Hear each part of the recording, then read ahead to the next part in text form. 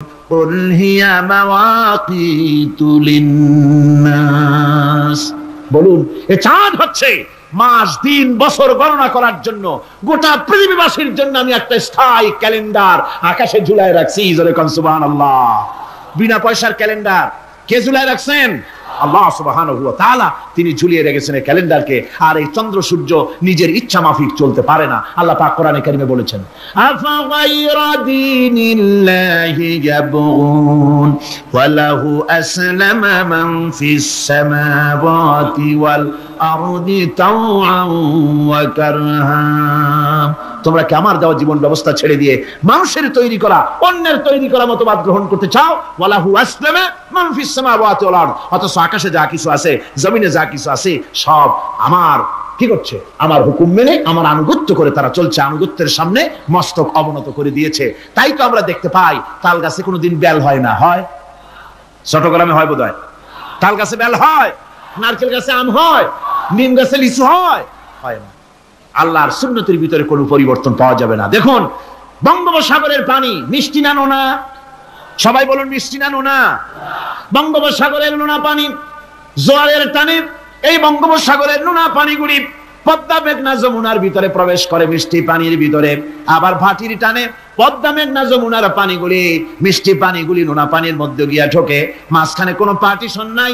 নোনা পানি মিষ্টি পানির এলাকাকে নোনা বানাতে পারে না, আবার মিষ্টি পানিগুলি গিয়া নোনা পানিগুলিরে মিষ্টি বানাইতে পারে না। কার হুকুম পালন করে? কার হুকুম? النجم والشجر يسجدان والسماء رفعها ووضع الميزان। তারকা বৃক্ষরাজি সব সেজদায় রত। তারাই সেজদা দেয় কারে? কারে সেজদা দেয়? চাঁদ সেজদা করে কাকে? সূর্য করে কাকে? গাছপালা করে কারে? আল্লাহ পাককে সেজদা করে সবাই। সমস্ত সৃষ্টি জগতের কাজ হলো তিনটা। সৃষ্টি জগতের কাজ কয়টা? তিনটি কাজ। একটা কাজ হচ্ছে সৃষ্টি জগৎ মহান আল্লাহর উদ্দেশ্যে সিজদা করবে, তার হামদ করবে, তার তাসবিহ করবে। তিনটা কাজ, সিজদা করবে, হামদ করবে, তাসবিহ করবে। এই তিনটা কাজ হচ্ছে সৃষ্টি জগতের। গোটা পৃথিবীর সবকিছু আল্লাহ পাককে সিজদা করছে। কোরআনে কারীমে রব্বুল আলামিন বলেন وَلِلَّهِ يَسْجُدُ مَن فِي السَّمَاوَاتِ وَالْأَرْضِ طَوْعًا وَكَرْهًا وَظِلَالُهُم بِالْغُدُوِّ وَالْآصَالِ। আল্লাহ পাক বলেন আকাশে যা কিছু আছে জমিনে যা কিছু আছে সব কিছু আমার সেজদা করে। এমনকি গাছগুলি, গাছও আমার সেজদা করে। গাছগুলি সকাল বেলায় গাছের ছায়া সকাল বেলায় আর বিকাল বেলায় নিজের ছায়া লম্বা করে দিয়ে আমার সামনে সেজদায় পতিত হয়ে যায়। গাছগুলি আমাকে সেজদা করে। তারকা সমূহ চন্দ্র সূর্য সব আমাকে সেজদা করে। ওয়ালিল্লাহি ইয়াসজুদু মা ফিস সামাওয়াতি ওয়া মা ফিল আরদ من دابة والملائكة وهم لا يستكبرون। আকাশ এবং জমিনে যা কিছু আছে আমার সিজদা করে। আমার সিজদা থেকে কেউ অহংকার করে না, অহমিকতা করে না। আমার সিজদা থেকে কেউ ফিরে যায় না, সবাই আমাকে সিজদা করে। সুতরাং ও মানুষ আমার দরবারে সিজদায় মাথা নত করে দাও। সবগুলি আমার সামনে সিজদা করতেছে। ألم تر أن الله يسجد له من في السماوات ومن في الأرض والشمس والقمر والنجوم والجبال والشجر والدواب وكثير من الناس। আল্লাহ পাক বলছেন আকাশ এবং জমিনে যা আছে সব আমাকে সিজদা করছে। চাঁদে, সূর্যতে, গাছপালায়, পাহাড় পর্বতে সবকিছু, সমস্ত প্রাণী জগৎ পর্যন্ত, চতুষ্পদ জন্তুগুলি পর্যন্ত আমি আল্লাহকে সিজদা করে। সুবহানাল্লাহ। আমার বন্ধুগণ, এরপরে সর্বশেষ আমি শেষ করে এনেছি আর মাত্র দুটি আয়াত আপনাদের সামনে বলে আমরা যাব আকর্ষণীয় মুনাজাতের দিকে ইনশাআল্লাহ। সবাই বলেন ইনশাআল্লাহ। আল্লাহ রাব্বুল আলামিন এবার বলেন ওয়াল আরদা وضعها للأنام فيها فاكهة والنخل ذات الأكمام। আল্লাহ পাক বলছেন পৃথিবীকে তিনি সমস্ত সৃষ্টির জন্য এই পৃথিবী বানিয়েছেন। আনাম, আনাম শব্দের অর্থ হচ্ছে জীব, জানদার। যত জানদার আছে সমস্ত জানদারদের জন্য আল্লাহ পাক এই পৃথিবীকে বানিয়েছেন। অর্থাৎ যাদের প্রাণ আছে, প্রাণী সময়ের জন্য আল্লাহ যা সৃষ্টি করেছেন সেটা হলো এই পৃথিবী। এই পৃথিবী ছাড়া অন্য কোথাও কোন প্রাণী বসবাসের উপযোগী করে আল্লাহ তৈরি করেন নাই। এই পৃথিবীটা কি আল্লাহ পাক প্রাণীদেরকে বসবাসের উপযোগী করে তৈরি করেছেন। তারপরে বলছেন পৃথিবী তো তৈরি করলাম, এরপরে আমি তাদের সমস্ত খাবার দাবারের ব্যবস্থাও করেছি। খেজুরগুলিকে আমি প্যাকেট করে তোমাদের সামনে দিয়েছি, আচ্ছাদন দিয়ে দিয়েছি। খেজুরের কথা এখানে বলা হয়েছে, শুধু খেজুর নয়, খেজুর, আঙ্গুর, বেদানা, আপেল, যত খাবার আমাদের সামনে আল্লাহ দিয়েছেন সমস্ত খাবারগুলি প্যাকেট করা। জোরে বলেন কি করা? প্যাকেট করা। কি মহব্বত করে আল্লাহ দিয়েছেন। কলা বলেন, তাল বলেন, বেল বলেন, সব খাবারগুলিকে আল্লাহ পাক প্যাকেট করে মানুষের সামনে হাজির করেছেন। কারণ ওয়ালাকাদ কাররামনা বানি আদমা, যেহেতু আদম সন্তানকে আমি সম্মানিত করেছি, তাই আদম সন্তানের সামনে, ভদ্র সম্মানিত মেহমানের সামনে যত খাবার দিলাম সব খাবারগুলিকে আমি গুছিয়ে সুন্দর করে সাজিয়ে আমি কভার করে তোমার সামনে পেশ করেছি। ওয়াল হাব্বুজুল আসফি ওয়ার রাইহান, এরপরে দানা দিয়েছি, ভুসি দিয়েছি। দানা হচ্ছে মানুষের খাবার, ভুসি হচ্ছে পশুর খাবার। এই মানুষের খাবার, পশুর খাবার সবকিছু আমি পরিবেশন করেছি। এরপর আল্লাহ বলছেন ফাবিআইয়ি আলা'i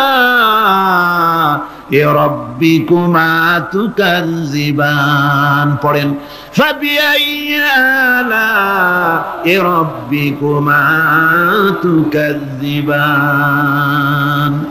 আল্লাহ পাক বলছেন কোন নিয়ামতকে, তোমার প্রভুর কোন নিয়ামতকে অস্বীকার করতে পারো? আল্লাহর কোন নিয়ামতকে অস্বীকার করতে পারবে না। এভাবে হাজারো নিয়ামত দিয়ে আমি তোমাদেরকে সমৃদ্ধ করেছি। সূরা আর রহমান একেবারে শেষ পর্যন্ত আল্লাহর এই সমস্ত নিয়ামত দিয়ে ভরা, নিয়ামতের কথা দিয়ে, রহমতের কথা দিয়ে ভরা। জোরে কোন সুবহানাল্লাহি বিহামদিহি। এই কোরআন, যে কোরআন আল্লাহ আমাদের শিক্ষা দিলেন, এই কোরআন অনুযায়ী দয়া করে যে কোরআন দিলেন, যাতে অর্থনীতি আছে, সমাজনীতি আছে, রাজনীতি আছে, যাতে মানুষের পারিবারিক জীবন আছে, সবকিছু যে কোরআনে আছে, এই কোরআন দিয়ে রাসূলুল্লাহ একটা সমাজ তৈরি করেছিলেন যেখানে চুরি ছিল না, ডাকাতি ছিল না, জেনাবে বিচার ছিল না। ওরকম একটি সমাজ বাংলাদেশে প্রতিষ্ঠিত হোক, এটা কি আপনারা চান? কারা কারা চান? দেখতে চাই।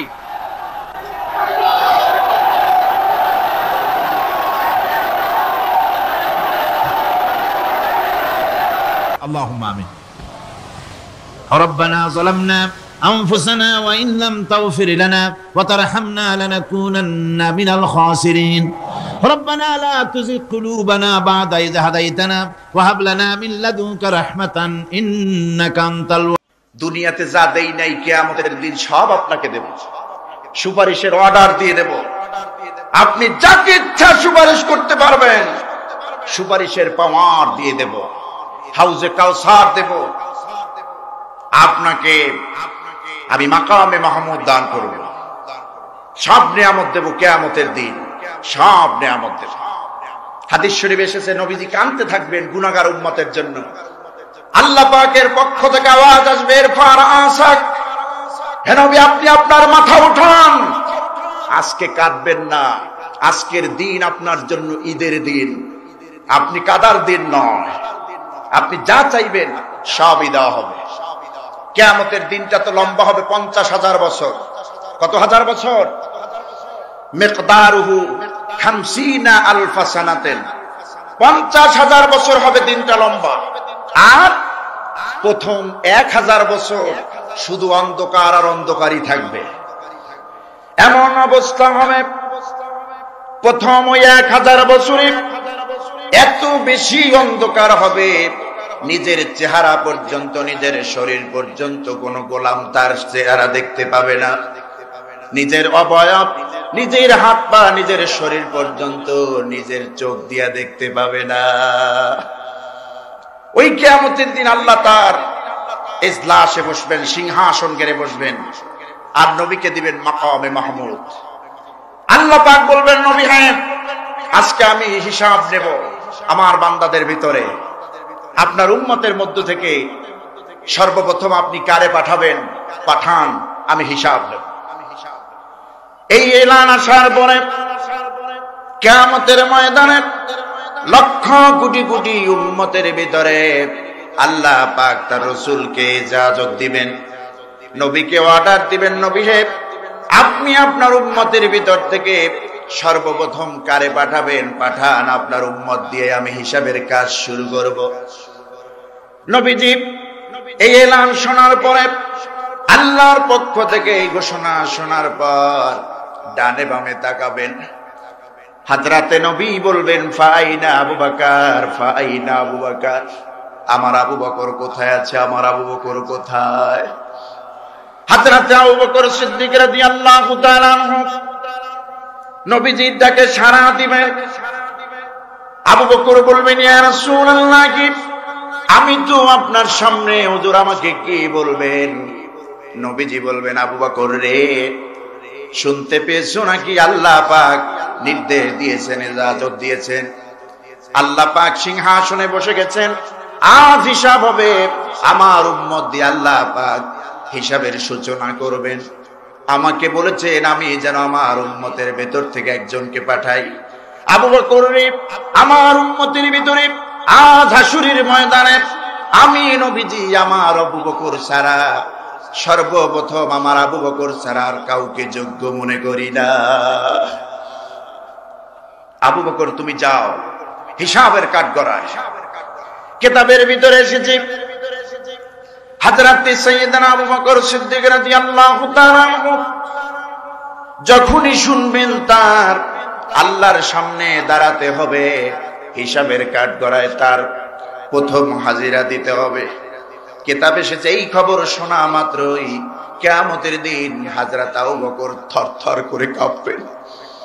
আল্লাহর সামনে দাঁড়াতে থরথর করে কাঁপবেন। হযরত আবু বকর বলবেন, ইয়া রাসূলুল্লাহ, আপনি আমাকে দুনিয়ার জীবনে যত নির্দেশ দিয়েছেন, যত হুকুম করেছেন, যত আদেশ দিয়েছেন, দুনিয়ায় বেঁচে থাকতে কোনো আদেশ আমি অমান্য করি নাই, আপনার কোন অর্ডার আমি এড়িয়ে চলি নাই। আজ কিয়ামতের দিন লক্ষ কোটি কোটি মানুষের সামনে, আল্লাহর সামনে আপনি আমাকে দাঁড়াতে বলেছেন, আল্লাহর সামনে আমি দাঁড়াবো, আপনার আদেশ আমি অমান্য করব না। তবে আমি আবু বকরের ভয় লাগে, আমার কলিজার ভিতরে এই ভয় জেগেছে, আল্লাহর সামনে কেমনে দাঁড়াবো? আমার ইসলাম গ্রহণের পূর্বের হিসাবটা যদি আল্লাহ নেন আমি তো দিতে পারবো না, কেমন করে আল্লাহর সামনে দাঁড়াবো? বন্ধুগণ আমার, কিতাবের ভিতরে এসেছে আল্লাহর পক্ষ থেকে আওয়াজ আসবে আবু বকরের প্রতি, আবু বকর শোনো, এই ধরনের কোনো ভীতি, কোনো ভয়, কোনো আশঙ্কা তোমার প্রয়োজন নাই, মোটেও ঘাবড়িয়ে যেও না, ভয় পেও না। আজ কিয়ামতের দিন আমি আল্লাহর সামনে, তুমি চলে আসো হিসাবের কাঠগড়ায়। আবু বকর, তোমার কোনো হিসাব হবে না, শুধু আসবে আর উদ্বোধন করে চলে যাবে, এটাই তোমার জন্য যথেষ্ট, তোমার কোনো হিসাব হবে না। তুমি তো জানো না তোমার মর্যাদা আমি আল্লাহর কাছে কত বড়, আমার নবীর কাছে যেমন তোমার মর্যাদা বড়, আমি আল্লাহর কাছেও তোমার মর্যাদা অনেক বড়। আমার রাসূল দুইজন সাহাবী সম্পর্কে কথা বলেছেন। কয়জন? একজন আবু বকর আর একজন ওমর। আবু বকর ওমর সম্পর্কে বলছেন এরা কত মর্যাদাশীল শোনো, ইন্না আবু বকর ওয়া উমারা খায়রুহুমা মিন আহলিস সামাই ওয়া মিন আহলিল আরদ। নিশ্চয় আবু বকর এবং ওমরের মর্যাদা গোটা পৃথিবীতে, আসমান আর জমিনের মধ্যে যত অধিবাসী রয়েছে, এই সমস্ত অধিবাসীদের মধ্যে আবু বকর এবং ওমরের মর্যাদা সবার চেয়ে বেশি। সে আবু বকর, তুমি আজ হাসরের ময়দানে আল্লাহর সামনে দাঁড়াবে, কোনো ভয় নাই তোমার, তোমার ব্যাপারে আমি সন্তুষ্ট আছি, আমি রাজি আছি তোমার ব্যাপারে। জজ যদি আসামিকে বলে তোমার চিন্তার প্রয়োজন নাই, তোমার ফাঁসি হবে না, তোমার শাস্তি হবে না, আমি জজ তোমার পাশে আছি, আমি জজ তোমার পক্ষে রায় দেব। আসামির আর কোনো দুর্বলতা আছে? আল্লাহ রাব্বুল আলামিন হযরত আবু বকরকে স্মরণ করায় দেব। আবু বকর শোনো, আমার নবীজির ঘোষণা হলো, এই পৃথিবীতে সমস্ত উম্মত, আমার নবীর সমস্ত উম্মত যদি উম্মতের নেকি পাল্লা যদি এক পাল্লায় ওজন করা হয়, আর তুমি আবু বকর তোমার নেকির পাল্লা যদি এক পাল্লায় ওজন করা হয়, একটা রাতে যে তুমি আমার নবীকে খুশি করেছো, একটা রাতে আমি আল্লাহকে যে খুশি করেছো, সারা জীবনের ন্যাক আমল বাদ দিলাম, একটা রাতের পাল্লা, একটা রাতের নেকির ওজন যদি করা হয়, সবার চেয়ে তোমার নেকি ভারী হয়ে যাবে। আমার বন্ধুগণ, আল্লাহ রাব্বুল আলামিন স্মরণ করায় দিবেন, আবু বকর তোমার কি মনে নাই? তোমার জীবনে ইসলাম গ্রহণ করার পর যতগুলি নেক আমল করেছো, আমার কাছে প্রিয়, আমার কাছে পছন্দের ওই আমলটি যেদিন আমার নবীর সাথে মক্কা থেকে তুমি হিজরত করে মদিনায় গিয়েছিলে। মক্কায় কাফির বেঈমানেরা আমার নবীকে থাকতে দেয় নাই। কোরআনের কথা বলার কারণে, ইসলামের কথা বলার কারণে, আমি আল্লাহ রাব্বুল আলামিনের দিকে মানুষকে আহ্বান করার কারণে, এতটুকু অপরাধ করার কারণে মক্কার নিষ্ঠুর কাফের বেঈমানেরা আমার নবীকে মারার পরিকল্পনা করেছে, হত্যা করার, দুনিয়া থেকে বিদায় করার পরিকল্পনা করেছিল। আমি আমার নবীকে বাঁচিয়ে রেখেছিলাম। ওই মক্কা থেকে মদিনায় হিজরতের নির্দেশ দিয়েছিলাম আমার রাসূলকে। ও আমার আবু বকর শোনো, সেদিন রাতে আমার নবী তোমার ঘরের সামনে গিয়া তোমাকে লক করেছিলেন। নবীজি বলছিলেন, আবু বকর রে, এতটুকু আওয়াজ দিয়ে ঘরের দরজা লক করেছিলেন। সঙ্গে সঙ্গে আবু বকর দরজা খুলে দিয়া লাব্বাইক ওয়া সাদাইক ইয়া রাসূলুল্লাহ, হে নবীজি আমি হাজির, আমি উপস্থিত। নবীজি বলছিলেন, আবু বকর আমি রীতিমতো অবাক হয়ে গেলাম, একটা মাত্র ডাক আমি তোমারে দিয়েছি, সঙ্গে সঙ্গে ঘরের দরজা খুলে দিয়েছো। আবু বকর তুমি কি ঘুমাও নাই? হযরত আবু বকর বলছেন, ইয়া রাসূলুল্লাহ, আল্লাহর কসম করে বলি, যেদিন থেকে আমি শুনতে পেয়েছিলাম এই মক্কায় আপনি থাকতে পারবেন না, মদিনায় আপনার হিজরত করার প্রয়োজন হতে পারে, ওই হিজরতের সঙ্গী হওয়ার একটু আশ্বাস যখন আমি পেয়েছিলাম, ওই দিন থেকে, ওই রাত থেকে আজ পর্যন্ত কোন একটি রাত আমি আবু বকর বিছানায় লাগাইয়া ঘুমাই নাই। দরজার সাথে হেলান দিয়ে দাঁড়ায় দাঁড়ায় ঘুমাইতাম। বিছানায় যদি ঘুমিয়ে যাই, আপনি নবীজি এসে যদি আমাকে বারবার ডাকাডাকি করেন, দরজা খুলতে দেরি হলে হুজুর আপনার সাথে বেয়াদবি হবে। ও আবু বকর, তুমি আমার রাসূলকে নিয়ে মক্কা ছেড়ে মদিনার পথে চললে, গারে সুরের কাছে যখন চলে গিয়েছিলে, দিনের আলো প্রকাশ পেয়েছে। আবু বকর তুমি বলেছো, নবীজি আমরা এখন হাঁটা বন্ধ করি, একটু সময়ের জন্য গোপন হই, যদি সামনে অগ্রসর হই। দিনের আলো প্রকাশ পেয়েছে, সূর্য উঠে গিয়েছে, কাফেরেরা আপনাকে খুঁজতেছে, আমরা ধরা পড়ে যাবো, হুজুর একটু আশ্রয় নেই গোপন জায়গায়। গারে সুরের মধ্যে, জাবালে সুরের মধ্যে কমপক্ষে 3টা দিন অবস্থান করেছিলে আবু বকর তুমি আমার রাসূলকে নিয়া। আমার রাসূল তোমার উপরে মাথা রেখে বিশ্রামে গিয়েছিলেন, তুমি ভয় পেয়েছিলে, গুহাটা এতই অগভীর, তোমার চোখ দিয়া পানি ঝরেছিল, তুমি ভয় পেয়েছিলে এই গুহার মধ্যে না জানি ধরা পড়ে যায় কিনা। কাফেরেরা গুহার মুখ দিয়া হাঁটা যাওয়া করে, আসা যাওয়া করে, না জানি ধরা পড়ে যায় কিনা। আবু বকর তুমি বলেছিলে আমার রাসূলকে, ইয়া রাসূলুল্লাহ, কাফেরদের ভয়, এমন একটি গুহার ভিতরে আমরা আশ্রয় নিয়েছি, এই গুহাটা এতই অগভীর, শুইলে পরে হাঁটু দেখা যায়, বসলে পরে মাথা দেখা যায়, আমরা বুঝি ধরা পড়ে যাব, ওই কাফেরদের হাঁটু দেখা যায়। আবু বকর তুমি জানো না, তোমাকে সান্ত্বনা দেওয়ার জন্য আমি আল্লাহ পাক আমার রাসূলের উপরে গারে সূরের মধ্যে কোরআনের আয়াত নাজিল করেছি।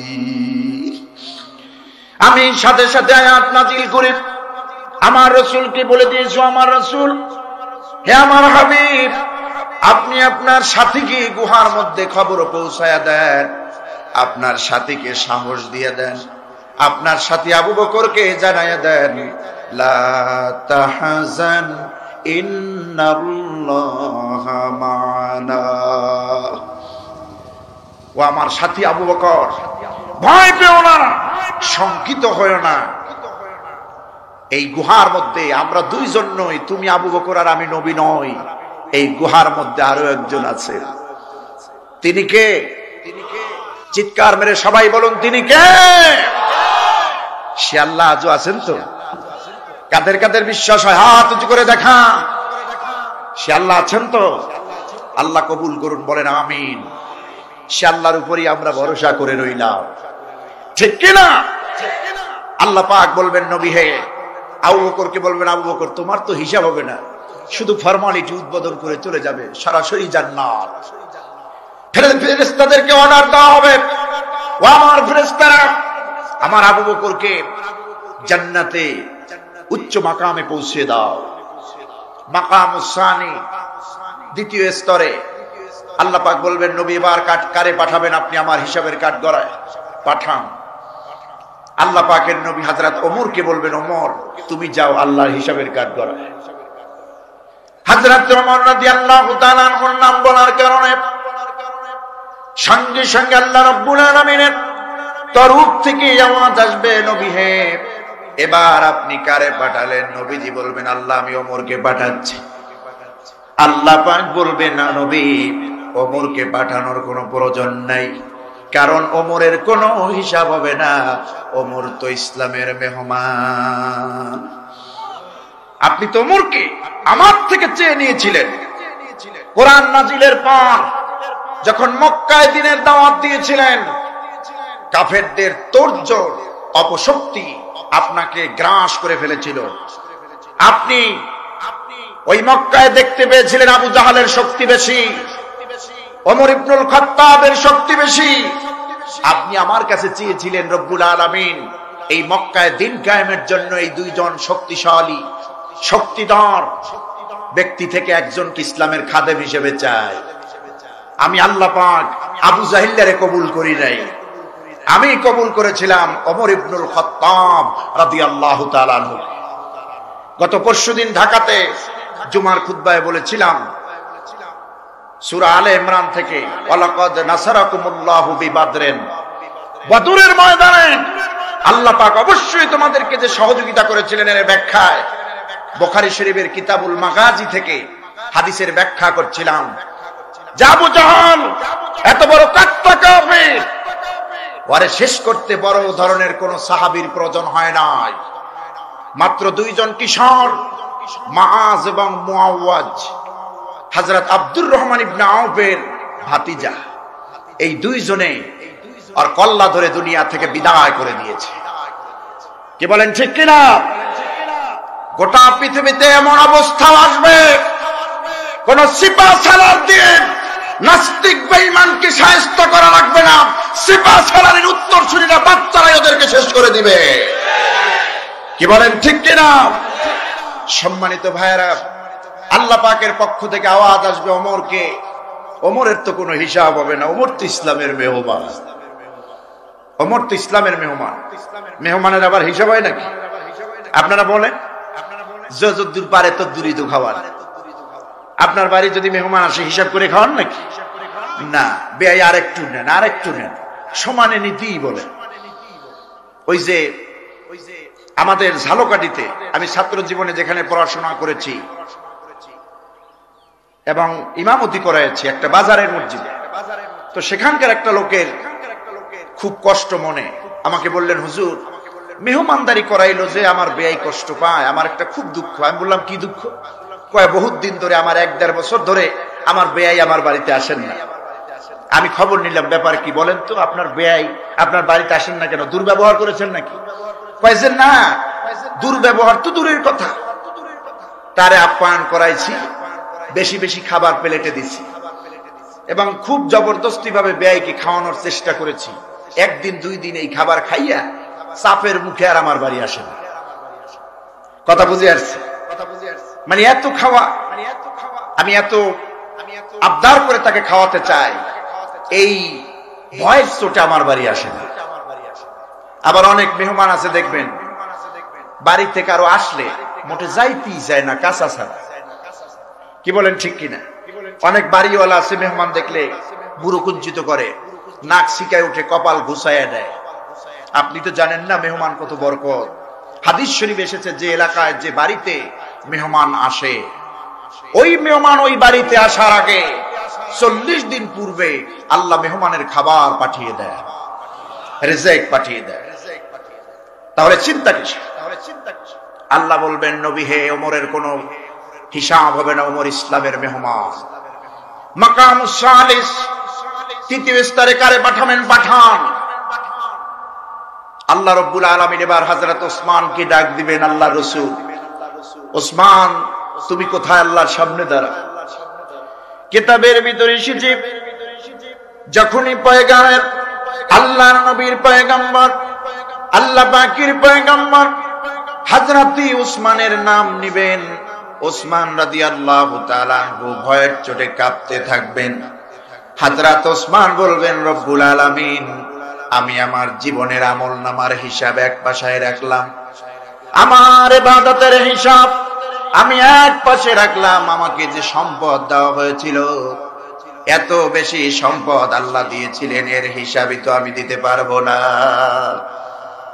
হযরত ওসমান রাদিয়াল্লাহু তাআলা আনহু সম্পর্কে আল্লাহর পক্ষ থেকে আওয়াজ শুনিয়ে দেওয়া হবে, ওসমান রে, চিন্তা করো না, ভয় পেয়ে যেও না, আমি আল্লাহ রাব্বুল আলামিন তোমার প্রতি খুশি আছি।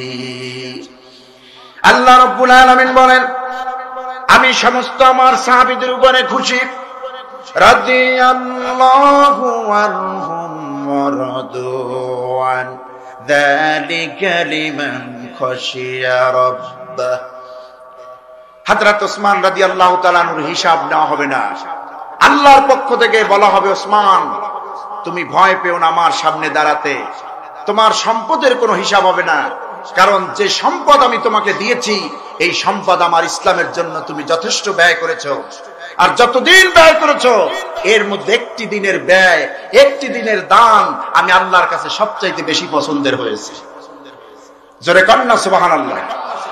এই ঘটনা বলি, আমি শেষের দিকে মোনাজাতের দিকে যাব। একটা দিনের দান আল্লাহর কাছে ওসমানের প্রিয় হয়েছে, সেই দিনটার নাম শুনবেন বর্ণনা। রাসূল পাক সাল্লাল্লাহু আলাইহি ওয়াসাল্লাম একবার ঈদের মুসাল্লায় বের হচ্ছেন, নামাজে যাবেন, ঈদের নামাজ বের হচ্ছেন ঘর থেকে। উম্মুল মুমিনিন মা আয়েশা সিদ্দিকা রাদিয়াল্লাহু তাআলা আনহা রাসূলুল্লাহর হাত মোবারক ধরলেন, হুজুর আপনি যান কই? নবীজি বলছেন, আয়েশা আমি তো ঈদের মুসাল্লায় যাই ঈদের নামাজ পড়ব বলে। উম্মুল মুমিনিন হযরতে মা আয়েশা সিদ্দিকা রাদিয়াল্লাহু তাআলা আনহা নবীজির হস্ত মোবারক ধারণ করলেন, ধরলেন, আর বললেন, ইয়া রাসূলুল্লাহ, আপনি ঈদের মুসাল্লায় যান, আমি আপনাকে বারণ করব না, নিষেধ করব না, ঈদের মুসাল্লায় যেতে আপনাকে দেরিও করাবো না, তবে হুজুর আমি স্ত্রী হিসাবে, আপনি নবী, আপনি আমার স্বামী, আপনার কাছে আজ ঈদের দিন সামান্য একটু চাওয়া পাওয়া আমার আছে, অল্প সময় একটু বসে থাকা যাবে না ইনশাআল্লাহ? নবীজি বলছেন, ও আমার আয়েশা, বলো তোমার কি চাহিদা? হযরতে আয়েশা বলছেন, ইয়া রাসূলুল্লাহ, আমি আপনার স্ত্রী হিসাবে তেমন কিছুই আজকে ঈদের দিন চাই না, শাড়ি গহনা চাই না, আমি অন্য কিছুই দাবি করব না, সামান্য একটু অর্থ আমাকে দেন, যে অর্থগুলি আমি আপনার বাড়িতে আজকে ঈদের দিন, নবীর বাড়ি এতিম, অনাথ, বিধবা, অসহায়, ফকির, মিসকিনেরা আসবে, তাদেরকে যেন দান করতে পারি, হুজুর এতটুকু অর্থ আমারে দিয়ে যান। স্ত্রী হিসাবে হযরত আয়েশার এই চাহিদা, এই দাবিটুকুন যৌক্তিক না অযৌক্তিক? কথা বলেন, যৌক্তিক না অযৌক্তিক? যৌক্তিক। হুজুর আমি আপনার বাড়িতে আজকে বহুত মেহমানেরা আসবে, এতিম মিসকিন আসবে, ফকিরেরা আসবে, আমি যেন আপনার পক্ষ থেকে একটু দান করতে পারি, আমাকে এতটুকুন অর্থ আপনি দিয়ে যান। নবীজি পকেটে হাত দিলেন, পকেট থেকে হাত বের করলেন, হাত বের করে নবীজি তাকায় দেখলেন হাত খালি, হাতে কিছুই নাই। হুজুরের চেহারা মোবারক মলিন হয়ে গেল, হুজুরের মনটা খারাপ হয়ে গেল। উম্মুল মুমিনিন হাজার হাজার হাদিসের উস্তাদ মা আয়েশা সিদ্দিকা রাদিয়াল্লাহু তাআলা আনহা বুঝতে পেরেছেন নবীজির মনে কষ্ট লেগেছে, নবীজি দুঃখ পেয়েছেন কিছু না দিতে পেরে। নবীজির স্ত্রী মা আয়েশা বলছেন, ইয়া রাসূলুল্লাহ, খবরদার আমার ব্যাপারে আপনি মোটেও গোসা করবেন না, আমাকে অর্থ দিতে পারেন নাই দান করার জন্য, এজন্য কষ্ট নিবেন না মনে, আল্লাহর হস্তে আমারে মাফ করে দিবেন, আমি আপনার কাছে কিছুই চাই না, লাগবে না আমার সম্পদ, লাগবে না আমার দান করার কোন অর্থ, হুজুর এই পৃথিবীতে আপনার চাঁদ মাখা নুরানি হাসজ্জ্বল চেহারাটুকুনি আমার বড় সম্পদ। হাদিস শরীফ এসেছে, হুজুর যখন হাসতেন, দাঁত মোবারক যখন বেরিয়ে আসতো, মনে হচ্ছে মণিমুক্ত চমকাচ্ছে। হুজুরের হাতের ঘাম দিয়ে গোলাপ ফুল সৌরভ গ্রহণ করেছে, হুজুরের পায়ের ঘাম দিয়ে বেলি ফুল সৌরভ গ্রহণ করেছে। হুজুরের শরীর থেকে নির্গত ঘামগুলি যখন জমিনে পড়তো, তিনমুখী রাস্তা, সাহাবায়ে কেরাম বুঝতে পারতেন না রাসূলুল্লাহ কোন রাস্তা দিয়ে গেছেন। হযরত আনাস বলছেন, আল্লাহে কদ খাদামতু রাসূলুল্লাহি 10 সিনিন, আল্লাহর কসম আমি আনাস রাসূলুল্লাহর 10টা বছর খেদমত করেছি। কি চরিত্র, কি ব্যবহার, কি ঘ্রাণ তার শরীরের ঘাম থেকে আমি দেখেছি। হযরত আনাস বলছেন, সাহাবীরা যখন রাসূলকে খুঁজতেন, কোন রাস্তা দিয়ে গেছেন বুঝতে পারতেন না, তিনমুখী রাস্তা। সাহাবায়ে কেরাম তখন নাকগুলি মাটির সাথে মিলাইয়া দিতেন, যেই রাস্তা দিয়ে মেশক আম্বরের ঘ্রাণ পেত, সাহাবায়ে কেরাম বুঝতে পারতেন এই রাস্তা দিয়ে নবীজি গিয়েছেন। উম্মুল মুমিনিন চোখের পানি ছেড়ে দিয়া বলছেন, ইয়া রাসূলুল্লাহ, আমার সম্পদ লাগবে না, আজকে ঈদের দিন আপনার সুন্দর হাসি মাখা মুখখানাই আমার জন্য বড় হাদিয়া।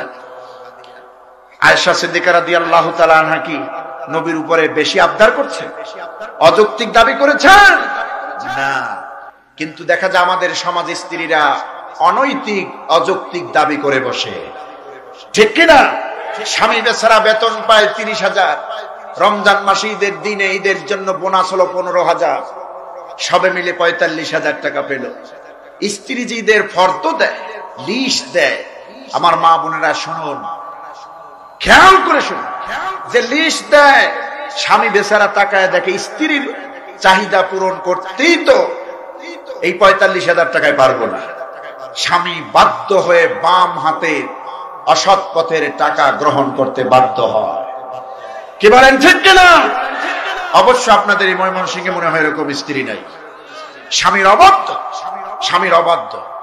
শুনে রাখুন মা বোনেরা, আপনার স্বামীর পায়ের নিচে স্ত্রীর বেহেশত এরকম বর্ণনা নাই, কিন্তু স্বামীর সন্তুষ্টির মধ্যে আল্লাহর জান্নাত হাদিসে এসেছে। আল্লাহর নবী বলেছেন, আইয়ুমা ইমরাতু মাতাত, কোন স্ত্রী যদি মারা যায়, কোন নারী যদি মারা যায়, ওয়া যাওজুহা আনহা রাদিন, আর তার স্বামী যদি দুনিয়ায় বেঁচে থাকে, নবীজি বলেছেন স্বামী যদি দুনিয়ায় বেঁচে থাকে, স্ত্রী যদি মারা যান, ওই স্বামী যদি স্ত্রীর উপরে সন্তুষ্ট থাকে, নবীজি বলেছেন দাখালাতিল জান্নাহ, ওই নারী আল্লাহর জান্নাতে প্রবেশ করবে। আমি আমার মায়ের জীবনে দেখেছি, আমার মা, নিশ্চয়ই আপনারা সারসিনার নাম শুনেছেন না? বাংলাদেশের এক হক্কানি অলির দরবার, সেই সারসিনা মরহুম পীর সাহেব হুজুরের একজন খলিফা ছিলেন আমার নানা। দক্ষিণবঙ্গের গ্যান্ডামারা মরহুম সুফি সাহেব হুজুর, ওনার মেয়ে আমার মা খাদিজা বিনতে আব্দুল মান্নান, আল্লাহর ওলির মেয়ে। আমি আমার মাকে দেখেছি, জীবনে কোনোদিন আমার আব্বার কাছে অনৈতিক কোনো কিছু দাবি করেন নাই। আমরা 9টা ভাই বোন ছিলাম, আমার আব্বার একার ইনকাম দিয়ে সংসার চলতো, খুব বার্ডেন ছিল, কষ্টকর ছিল। 4-5টা ভাই একসাথে মাদ্রাসায় পড়াশোনা করেছি, খরচ দিতে কত কষ্ট। আমি আমার মাকে দেখেছি, মায়ের শাড়ির মধ্যে, পরনের শাড়ির মধ্যে অন্তত 5 থেকে 7টা জায়গায় সেরা ছিল, সেলাই করেছে। আমি যে অভাব দেখেছি। আমার মা এতই সতীসাধ্বী ছিলেন, মায়ের মুখ থেকে কোনোদিন একটা কটু বাক্য শুনি নাই, গালি দিয়ে কথা বলেন নাই, কোনোদিন বদদোয়ার মুখে কথা বলেন নাই। আমার মা আমাকে নসিহত করতেন আমাদের সকলকে। আমি আমার মায়ের কাছ থেকে ওযু শিখেছি মাসনুন তরিকায়, হাত পায়ের খেলাল কিভাবে করতে হয় শিখেছি। চাচার বাসা থেকে চাচার আম গাছের তলা দিয়ে যদি একটা আম কুড়িয়ে আনতাম, মা জিজ্ঞেস করতেন আব্বু এটা পেলে কোথায়? আমি বলতাম চাচার গাছের তলা দিয়ে এনেছি। মা আমাকে বলতেন আব্বু আজকে চাচার ঘর থেকে এনেছো, কালকে বাহির থেকে আনতেও তুমি পারবে, কাজে এইটা করবে না। এরকম নসিহত করতেন। জীবনে কোনোদিন কোন আবদার আব্বার কাছে করেন না, অল্পতে সন্তুষ্ট ছিল। 4টা ভাই 5টা ভাই আমরা পড়াশোনা করেছি, এমন অভাব আমি দেখেছি, রাতে ভাত খাইলে সকালবেলা পেত না, পাইতাম না, খাবার থাকতো না, যতটুকু থাকতো আমাদের মধ্যে ভাগ করে দিত। মায়ের প্লেট খালি, মা কিছুই খেতেন না। আমি জিজ্ঞেস করতাম মা তুমি তো নিলে না, তোমার প্লেটে তো খাবার নিলে না। মা বলতো আব্বু বাড়িতে আমি থাকবো, কোনো না কোনো খাবারের ব্যবস্থা হবে, তুমি যাও, তোমরা যাও, কত ঘন্টা মাদ্রাসায় পড়াশোনা করবে। নবীজি দাওয়াত দিচ্ছিলেন, আল্লাহ পাকের দাওয়াত দিচ্ছেন, কাফেররা আসলেন, নেতৃবৃন্দ আসলেন, আবু জাহেল, আস ইবনে ওয়াইল, উতবা, সাইবা, মুগিরা এসে বললেন মুহাম্মদ সাল্লাল্লাহু আলাইহি সাল্লাম, আমাদের কলিজার টুকরা ভাতিজা বুঝলাম তুমি এক আল্লাহর দাওয়াত দিতেছ, কিন্তু আমরা তো বুঝি না, জবাবটুকুন দিতে হবে বলো। বুঝলাম তোমার আল্লাহ আমাদের কি বানিয়েছে, কিন্তু পরিষ্কার করে বলো আল্লাহকে কে বানিয়েছে? নাউজুবিল্লাহ বলে। এই প্রশ্ন সহজ না কঠিন? ওয়ামা ইয়ানতিকু আনিল হাওয়া ইন হুয়া ইল্লা ওয়াহিয়ু ইউহাব। আমার নবী ওমা ইয়ানতিকু আনিল হাওয়া, কোন মন গড়া কথা বলেন না যতক্ষণ না আমার আল্লাহ ওহী করে না জানায়। সুবহানাল্লাহ। আল্লাহকে কে বানিয়েছেন প্রশ্নটা শুনছেন কে? সামিউল বাসির, সব কিছু দেখেন এবং শোনেন, তার নাম কি? জিব্রাইলকে পাঠায় দিলেন। সূরা 152 নম্বর সূরা। আল্লাহ পাক বলেন নবী আপনি কোনো টেনশন করবেন না, যতগুলি প্রশ্ন করবে সব প্রশ্নের জবাব আমি আল্লাহ দিতে রাজি আছি। আল্লাহ পাক এবার জিব্রাইল পাঠিয়ে দিলেন। জিব্রাইল বলো, সবাই বলেন আউযু বিল্লাহি মিনাশ শাইতানির রাজিম, বিসমিল্লাহির রহমানির রহিম, কুল হুয়াল্লাহু আহাদ, আল্লাহুস সামাদ, লাম ইয়ালিদ ওয়ালাম ইউলাদ ওয়ালাম ইয়াকুল লাহু কুফুয়ান আহাদ। সুবহানাল্লাহ। নবী আপনি বলেন আল্লাহ এক, আল্লাহ অদ্বিতীয়, তার কোনো শরীক নাই।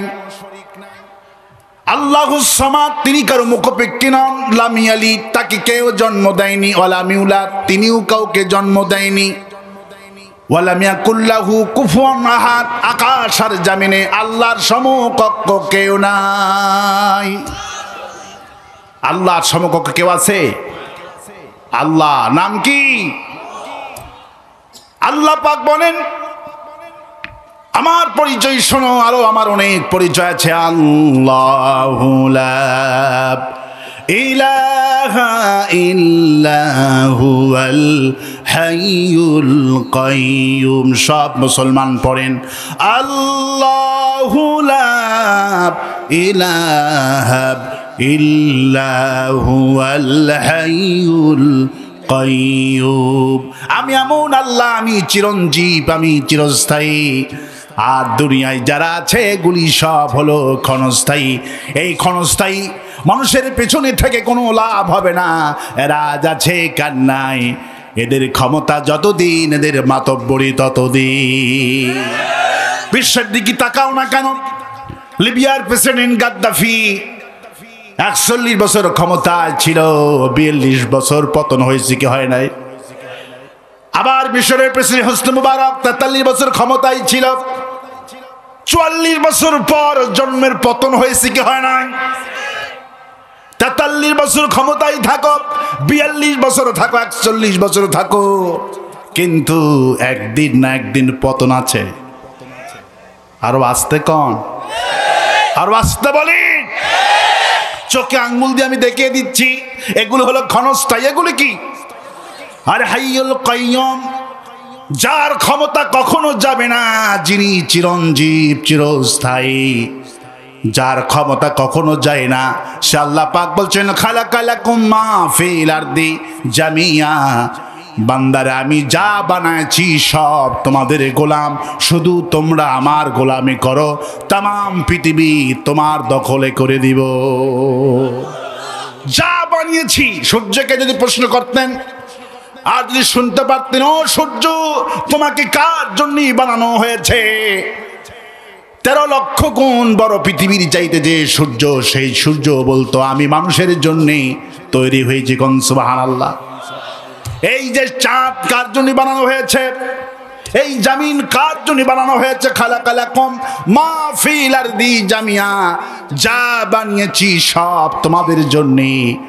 সূর্যের পূজা করো না, ওই চাঁদের পূজা করো না, কোন পীরের পূজা করো না। পূজা করতে হবে কার? গোলামি করতে হবে কার? আমার ভাইয়েরা, নবীরা আল্লাহর দাওয়াত দিয়েছেন, আল্লাহ বলছেন আমি তেমন আল্লাহ, আমি তো এমন রব, আমার আসতে বললেও শুনি, জোরে বললেও শুনি, মনে মনে জপলেও আমি আল্লাহ তাও টের পেয়ে যাই। কোনো বান্দা যদি আমাকে একবার বলে আল্লাহ, কয়বার? একবার ডাকে আল্লাহ, আমি আরশে আজিম থেকে ওই বান্দাকে 70 বার সম্বোধন করে বলি, বান্দারে ডাকুসকে, কি বলতে চাও বলো, আমি আল্লাহ হাজির হয়ে আছি। হয়তো বলবে আল্লাহ তো অনেক উপরে আছেন, আরশে আছেন, কোথায় আছেন? আরশ, সে কোথায়? আর রহমানু আলাল আরশি ইস্তাওয়া, সুবহানাল্লাহ বলে। আল্লাহ আরশে সীমাসীন, সুবহানাল্লাহ বলবেন না? আরশ সম্পর্কে নবী করিম সাল্লাল্লাহু আলাইহি ওয়াসাল্লাম বলছেন, আল্লাহ পাক আমাকে আরশ নিজে তার আরশে আজিমে আমাকে নিয়েছেন, সুবহানাল্লাহ। নবী করিম সাল্লাল্লাহু আলাইহি ওয়াসাল্লাম আরশ সম্পর্কে বলেন যে আমি আরশ সম্পর্কে কি বলবো? আল্লাহ পাক আরশটা পুরাটাই নূর, আর সামান্যটুকুন আরশ থেকে নূর নিয়ে আল্লাহ পাক এই সূর্য বানিয়েছেন, যে সূর্য পৃথিবীর চাইতে 13 লক্ষ গুণ বড়। নবী করিম সাল্লাল্লাহু আলাইহি ওয়াসাল্লাম বলে আমি আল্লাহকে দেখলাম, আরশের দিকে আল্লাহ পাক দৈনিক 360 বার আল্লাহ নিজে আরশের দিকে তাকান, সুবহানাল্লাহ। আরশের নিচেই আল্লাহর করছি লৌহ কলম, তারপরে সিদরাতুল মুনতাহা, সিদরাতুল মুনতাহার ডান পাশে জান্নাতুল ফিরদাউস, সুবহানাল্লাহ। সেই যে কত দূর আরশ, তার কোন হিসাবে মিলাতে পারবেন না। শুধু আল্লাহর কদমটা রাখতেই আকাশ আর জমিন সব শেষ হয়ে যায়, সুবহানাল্লাহ। আমার ভাইয়েরা, আমরা বললাম আল্লাহ তুমি অনেক উপরে আছো, ডাকলে শুনবা কেমন? আল্লাহ জবাব দিচ্ছেন ওয়া নাহানু আকরাবু ইলাইহি মিন হাবিলিল ওয়ারিদ। বান্দারে আমি অনেক উপরে আছি, কথা মনে করো না। তোমার কাল্লার সাথে ঘাড়ের সাথে যে রগটা আছে, সারা রগ বলা হয়, এই রগ যতটুকু না নিকটে, আমি আল্লাহ তার চাইতে নিকটে আছি। আর আস্তে কোন সুবহানাল্লাহ। আমার ভাইয়েরা, এই রবকে যে ব্যক্তি চিনতে পারলো, রবের যে গোলামি করলো, আল্লাহ পাক বলেন আমাকে কোনো মানুষ যদি সকালবেলা উঠে ঘোষণা করে আমার রব আল্লাহ, আমার দিন ইসলাম আর নবী মুহাম্মদ সাল্লাল্লাহু আলাইহি ওয়াসাল্লামকে পেয়ে আমি সন্তুষ্ট হয়েছি, ওই বান্দা যদি সারাটা দিনের মধ্যে মারা যায়, আমি ওই বান্দাটাকে বিনা হিসাবে জান্নাত দিয়ে দিব। আবার যদি রাতের বেলায় নামাজ পড়ে ঘোষণা করে আমার রব আল্লাহ, আমার দিন ইসলাম, আমার নবী মুহাম্মদ ইসলাম, যদি রাতের বেলায় ঘোষণা করে রাতের মধ্যে মরে যায়, আল্লাহ নবী বলেন ওই লোকটাকে আল্লাহ বিনা হিসাবে জান্নাত দিয়ে দিবে। وقال ربكم ادعوني استجب لكم, আমাকে ডাকো বান্দা, আমাকে ডাকো, আমি তোমার ডাকের সাড়া দিয়ে দিব। কোন সুবহানাল্লাহ। আমার ভাইরা, আল্লাহ পাক তো তিনি যিনি হিদায়াত দেন। হিদায়াত চাইতে হবে কার কাছে? ইন্নাকা লা তাহদি মান আহবাবতা, হে নবী আপনি তো আপনার চাচাকে অসংখ্যবার হিদায়াত দিতে চাইলেন। আবু তালিব যখন জাহান্নামী হয়ে গেলেন, নবীজি চোখের পানি ফেলে কান্দে আর বলে হায় আল্লাহ তাআলা, আমার চাচা জাহান্নামী হলো। আল্লাহ পাক ওহী নাজিল করলেন ইন্নাকা লা তাহদি মান আহবাবতা, হে নবী ইচ্ছা করলেই তো আপনার প্রিয় মানুষ, প্রিয় ব্যক্তি দেখে হিদায়াত দিতে পারবেন না। হিদায়াত আমার কাছে চাইতে হবে। আল্লাহর কিছু সিস্টেম আছে। কোন নবী, কোন সাহাবীক আল্লাহ পাক মুখে কখনো তুলে খাওয়াননি। আল্লাহর সিস্টেম হলো আপনাকে তুলে খেতে হবে, আল্লাহর কাছে চাইতে হবে। প্রচন্ড শীত, যদি জিকির করেন ল্যাব ল্যাব তোষক তোষক ল্যাব, শীত নিবারণ হইবে। ওষুধ কিনে নিয়ে এসে ডাক্তারের প্রেসক্রিপশন যদি ওষুধ ওষুধ বলে 5 বার 10 বার 100 বার কয়ে কয়ে বুকে ফু দেন, পানিতে ফু দেন, অসুখ ভালো হবে নাকি?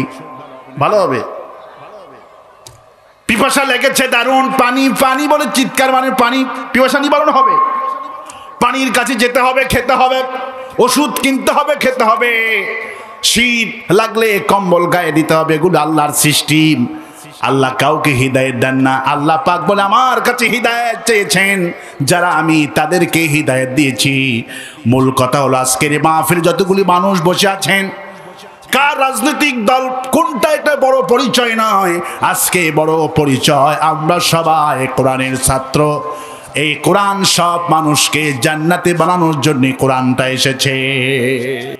আজকে কোরআনটা জান্নাতি বানাবে। আলিফ লাম রা, কিতাবুন আনজালনাহু ইলাইকা লিতুখরিজান নাসা মিনাজ যুলুমাতি ইলান নূর। আমি কোরআনটা এসেছে এই জন্যই তামাম পৃথিবীর মানুষকে অন্ধকার থেকে আমি কোরআন আলো দিকে নিয়ে আসবো। সব মানুষকে আমি কোরআন জান্নাতি বানাবো। আর আসতে কোন সুবহানাল্লাহ। আমার ভাইয়ের, ওই যে হিদায়াতের মালিক আল্লাহ, আল্লাহর কাছে হিদায়াত চাইতে হবে। যে ইব্রাহিম আলাইহিস সালাম হিদায়াত চাইলেন কার কাছে? কার কাছে? মিল্লাত আবিকুম ইব্রাহিম হুয়া সাম্মাকুমুল মুসলিমিন। গোটা মুসলিম মিল্লাতের জাতির পিতা একজন, যার নাম হলো ইব্রাহিম। কে বলছেন? আপনারা আমার কথা বুঝতে পারেন? পারেন বুঝতে? বুঝতে পারলে সত্যর সাক্ষ্য দিতে হবে। সত্য সাক্ষ্য মানে নবী করিম সাল্লাল্লাহু আলাইহি ওয়াসাল্লাম যখন কথা বলতেন মসজিদ নববীতে, সাহাবা আজমাইন সত্যের সাক্ষ্য দিতেন, আল্লাহু আকবার বলতেন, এবং মসজিদের ওয়ালগুলি কেঁপে উঠত। আর যারা সত্যের সাক্ষ্য দেয় তাদেরকে আল্লাহ পাক জান্নাতের মেহমান বানায় দেবে। চুপচাপ বসে থাকার জন্য এটা নয়, সত্যের সাক্ষ্য দেবে। আপনারা তো শুনতে পাচ্ছেন না, যখন আল্লাহর কোনো বরত্ব ঘোষণা আসে চতুর্দিকে ফেরেশতারা আমিন বলতে থাকে, সুবহানাল্লাহ। আমার ভাইয়েরা, যতক্ষণ থাকবেন কার প্রশংসা করবেন? ওই যে জাতির পিতা মিল্লাতা আবিকুম ইব্রাহিম হুয়া সাম্মাকুমুল মুসলিমিন। গোটা মুসলমানদের জাতির পিতার নাম কি? ইব্রাহিম আলাইহিস সালাম। কিভাবে হিদায়াত প্রাপ্ত হলে আল্লাহ পাক সে কথা সূরা আনামের মধ্যে কি সুন্দর করে বললেন। আমার জাতির পিতা ইব্রাহিমকে আমি কিভাবে হিদায়াত দিয়েছি আর তিনি আমার কাছে কিভাবে চেয়েছেন, সেই বর্ণনা আল্লাহ পাক নিজেই করতেছে। কোন সুবহানাল্লাহ। আমার ভাইয়েরা, ইব্রাহিম আলাইহিস সালাম, তার বাপ হলো আজর, ধর্মমন্ত্রী, কে না জানে। ফালুল লিমা ইউরিদ, আল্লাহ পাক বলে আমি যা ইচ্ছা করি তাই হয়। আর পৃথিবীর কোন সরকার, কোন মন্ত্রী, কোন দেশ ইচ্ছা করলে সেটা পূরণ হবে না। একমাত্র আমার আল্লাহ যা ইচ্ছা করে সেটাই পূরণ হয়। সুবহানাল্লাহ। ইচ্ছা কে করেন? আল্লাহ পাক ইচ্ছা করেন, আল্লাহর ইচ্ছাই পূর্ণ হয়। নমরুদ চেয়েছিল ইব্রাহিম কাস্তে দিবে না, ফিরাউন চেয়েছিল মুসা কাস্তে দিবে না, কিন্তু আল্লাহ পাক বলছেন আমি আমার মুসাকে, আমার ইব্রাহিমকে শুধু আমি ক্ষান্ত হই নাই, ওদের ঘরেই রাষ্ট্রীয়ভাবে লালিত পালিত করেছি। সুবহানাল্লাহ। সে আল্লাহ এখনো আছেন না নাই? আমার ভাইয়েরা, আমার প্রবন্ধগণ, জাতির পিতা এমনিতেই কিন্তু হয় নাই, জাতির পিতার জন্য আল্লাহ পাকের মনোনীত হতে হয়।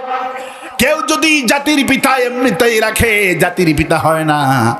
জাতির পিতা সিলেকশন করেছেন কে? কে করেছেন? নাম কে রেখে দিয়েছেন? মিল্লাত আবিকুম ইব্রাহিম। গোটা মুসলমানদের জাতির পিতার নাম ইব্রাহিম আলাইহিস সালাম। এ কথা কোরআনে আছে। কোরআনে যেটা আছে সেটা বলতে কোনো ভয় আছে নাকি? ভয় আছে? কোনো ভয় পাওয়ার কারণ নাই, হতাশ হওয়ার কোনো কারণ নাই। আমার ভাইরা, ভয় তো কাউকে পাবো না, ভয় তো একজনকেই পাবো, যার হাতে আমার জীবন, যার হাতে আমার মরণ। অখাইরিহি ওয়া শাররিহি মিনাল্লাহি তাআলা বাসি বাদাল মাউত। যিনি আমার ভালো মন্দ সবটুকুন করতে পারে। সুবহানাল্লাহ।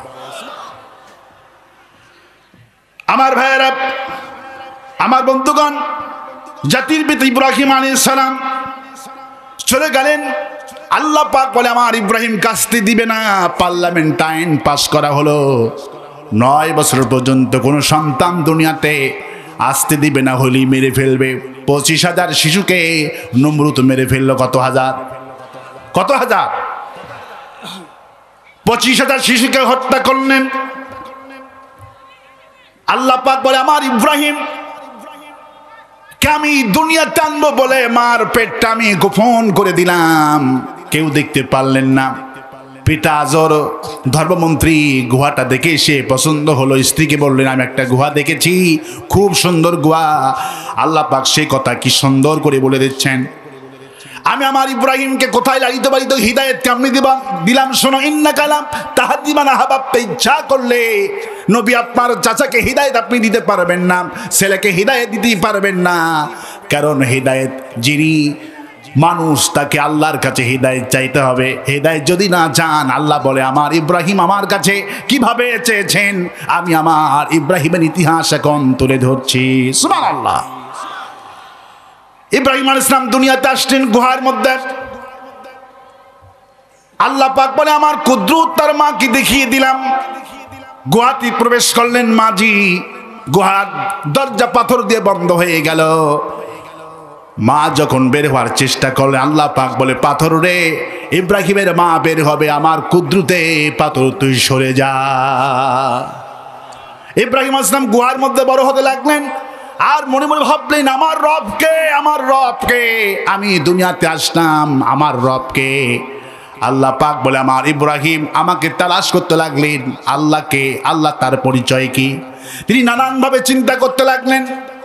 চিন্তা করতে করতে মাগরিব হয়ে গেল, সূর্য ডুবে গেল। মাগরিবের পশ্চিম দিগন্তে একটা তারকা উদিত হলো। আল্লাহ পাক বলে আমার ইব্রাহিম তারকা দেখেই ঘোষণা করলেন ফালাম্মা জান্না আলাইহিল লাইলু রা কাওকাবান قال هذا ربي فلما أفلا قال لا أحب الآفلين।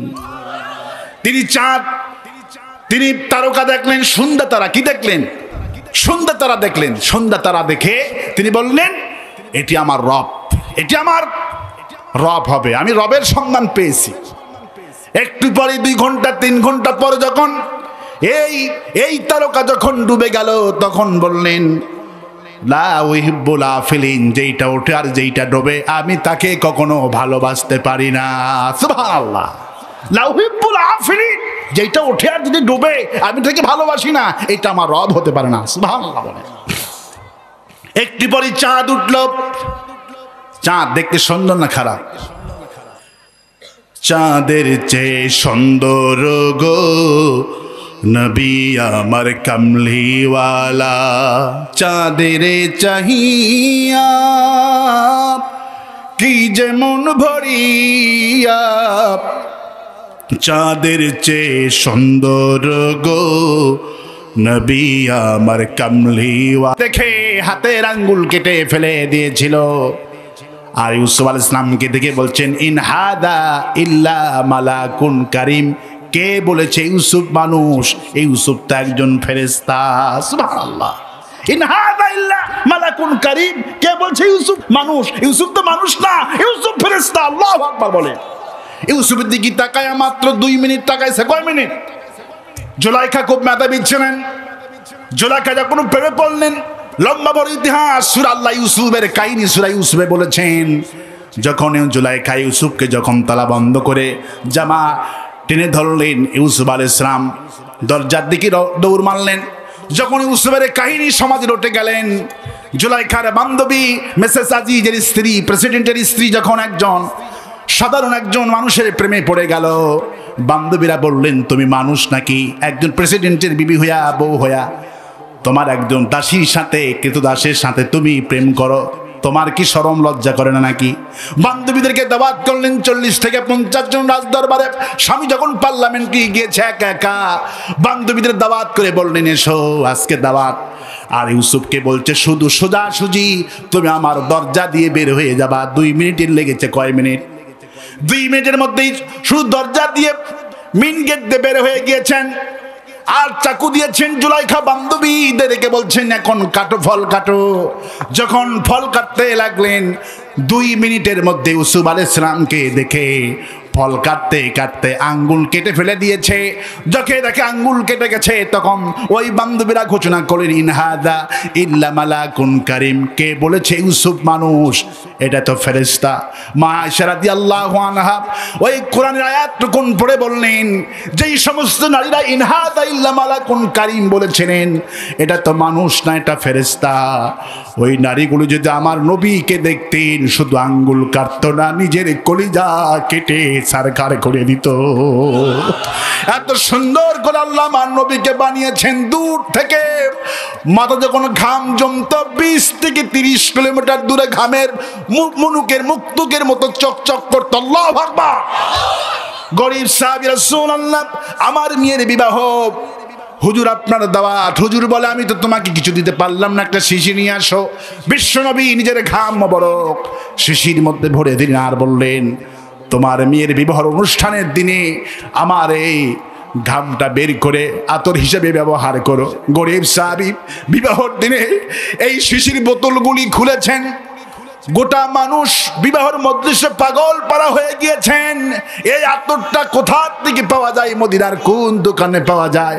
সাহাবী আল্লাহু আকবার বলে বলে এটা কোনো দোকানের আতর পাওয়া যাবে না, এটা বিশ্ব নবীর শরীরের ঘাম।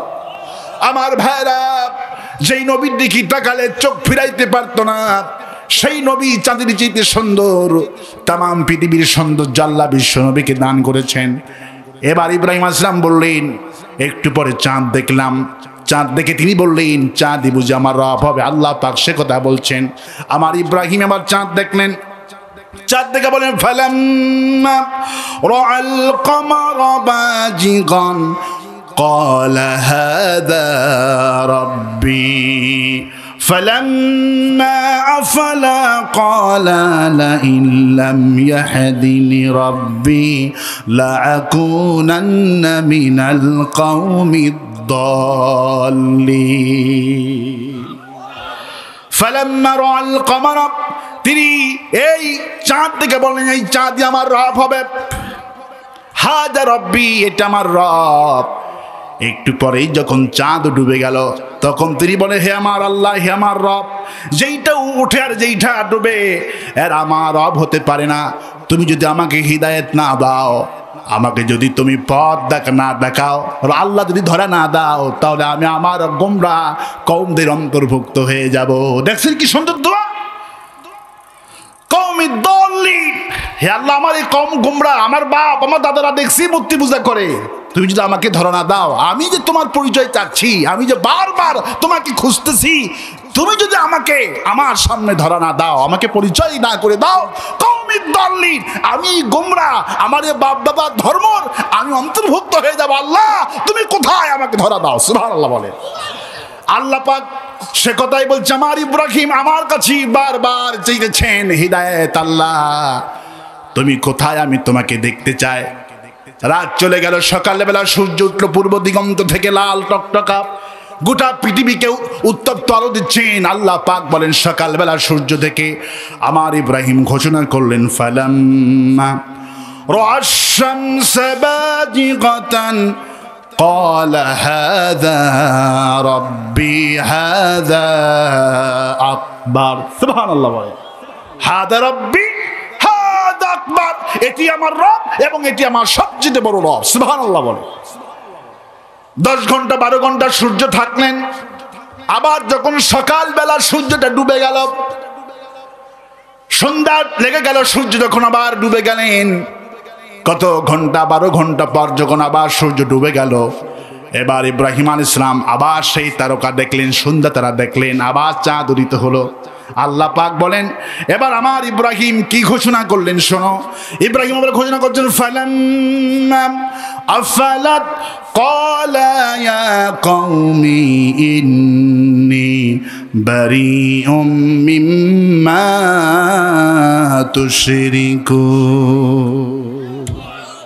হে আমার কম, হে আমার কম, যেইটা উঠে আর যেইটা ডুবে এরা কখনো আমার রব হতেই পারে না।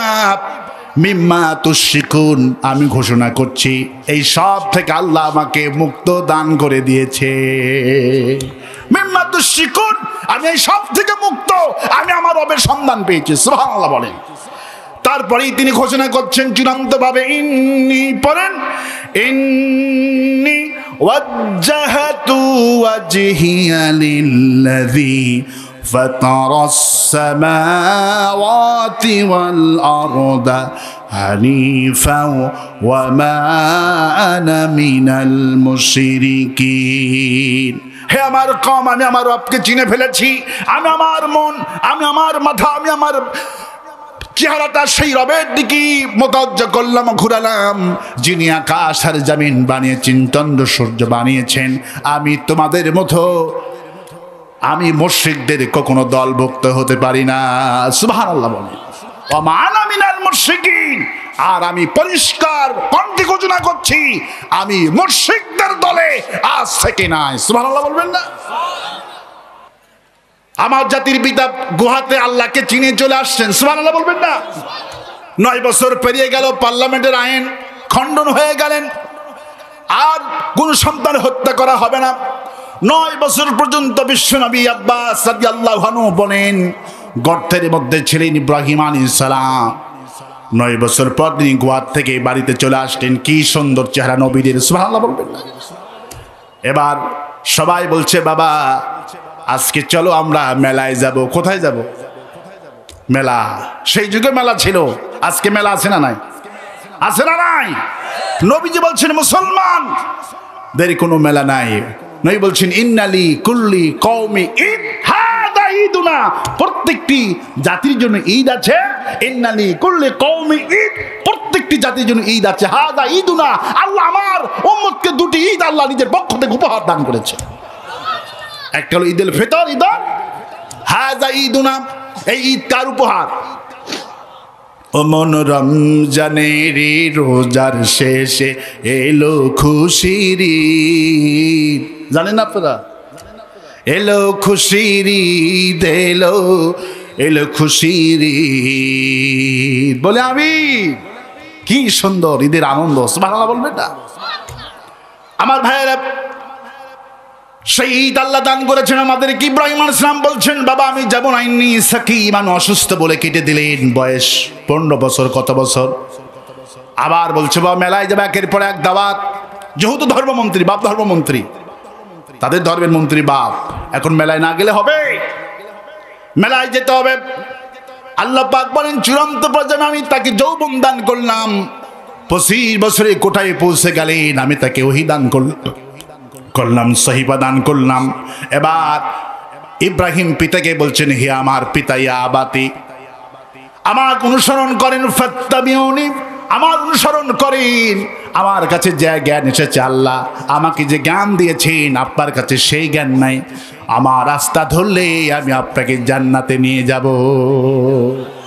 বাপ সন্তানকে বুঝাচ্ছেন, সুবহানাল্লাহ বলবেন না? এবার ইব্রাহিম আলাইহিস সালাম বলছেন, বাবা তোর মূর্তিতে আজকে পূজা যেতেই হবে।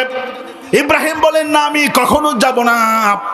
আল্লাহ পাক বলে আমার ইব্রাহিমকে বললাম, ইব্রাহিম চলে যাও, দেখো তোমার বাপ চাচারা কাকে সেজদা করে একটু দেখে আসো। তো তুমি তো আমাকে চিনেই ফেলেছো। ইব্রাহিম চলে গেলেন। রাতের বেলায় মন্দিরের ভিতরে 70টা মূর্তি একটা মন্দিরের ভিতরে 70টা, সবার সামনে খাবার, দুধ, কলা, ঘি, মাখন, খাবার আছে না মূর্তির সামনে। ইব্রাহিম আসলাম চলে গেলেন, যে বলছেন আলা তাকুলুন, এগুলি খাও। ইব্রাহিম বলছেন আলা তাকুলুন, এগুলি খাও। আরে খাও, এগুলি খাও। মা লাকুম লা তানতিকুন, আরে খাও না, কথাও দেখি কও না। সুবহানাল্লাহ বলে, মা লাকুম লা তানতিকুন, আরে খাও না, কথাও দেখি কও না। ছেলেকে বলছেন আব্বু এদিকে এসো, ভাত খাও। ছেলে খায় না, কথাও কয় না। এখন কি দিবেন? কি দিবেন? মার কি দিবেন? এবার বলছেন মা লাকুম লা তানতিকুন, আরে খাও না, কথাও কও না। ফারাগ আলাইহিম দারবাম বিল ইয়ামিন। আল্লাহ বলে আমার ইব্রাহিমের মেজাজটা খারাপ হয়ে গেল। হাতে ছিল কুড়াল। দারবিম বিল ইয়ামিন, ডানপন্থী। আল্লাহ ডানপন্থী আর বামপন্থীর পরিচয় আল্লাহ পাক করে দিয়েছেন। আসহাবুল ইয়ামিন আসহাবুশ শিমাল, ডানপন্থীরা জান্নাতে যাবে আর বামপন্থীরা যাবে জাহান্নামে। সেই বামপন্থী আমার দেশে আছে না নাই? আছে না নাই? বামপন্থীদের কোন আমল আল্লাহর দরবারে কবুল হবে? দারবাম বিল ইয়ামিন, আমার ইব্রাহিম ডান হাত দিয়ে মূর্তিগুলির কাল্লায় আঘাত করলেন। কে বলছেন? ফারাগ আলাইহিম, আমার ইব্রাহিম সোজাসুজি ডান হাত দিয়ে কুড়াল দিয়ে মূর্তিগুলির উপর আঘাত করলেন। সুবহানাল্লাহ বলে। কারু কাল্লা কাটলেন, কারু হাত ভাঙলেন, কারু চোখ তুললেন। 69টি। কয়টি? 69টি। একা ইব্রাহিম, সাথে কোনো কর্মী আছে নাকি? আজকে শত শত কর্মীরা সাহস পায় না যে কোনো মিছিল করতে।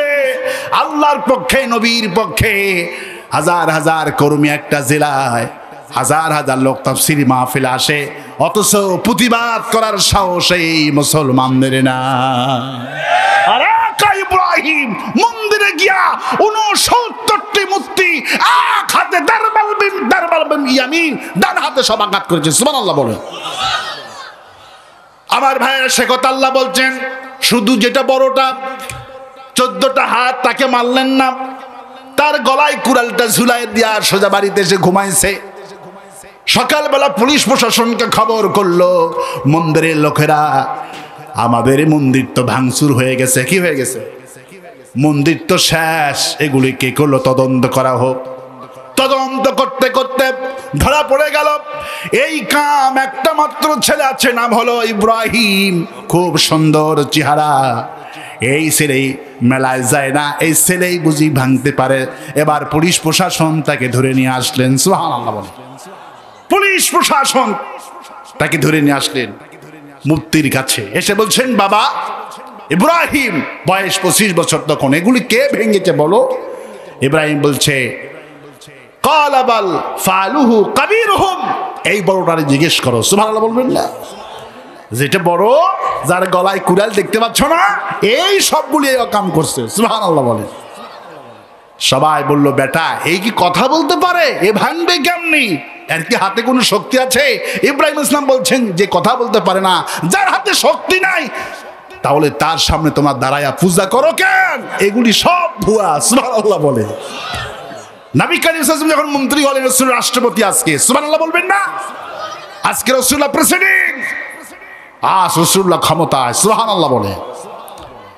একজন মুশরিক মসজিদ নববীতে দাঁড়ানো, বুখারী শরীফের হাদিস, বিশ্ব নবীর সামনে দেখা করবেন, সাথে দেখা করার জন্য এসেছেন। রাসূল দেখা করলেন, মুশরিকের হাতে ভাঙ্গা একটা মূর্তি। হুজুর বললেন, তোমার হাতে এটা কি? রাসূলুল্লাহ, মূর্তি ভাঙ্গা কেন? বলে, রাসূল এই মূর্তির বয়স 400 বছর। কত বছর? এই মূর্তির বয়স 400 বছর ছিল। আমার বাপ, আমার দাদা, আমার কত গোষ্ঠীর লোকেরা যে পূজা করছে তার কোনো ঠিক ঠিকানা নাই।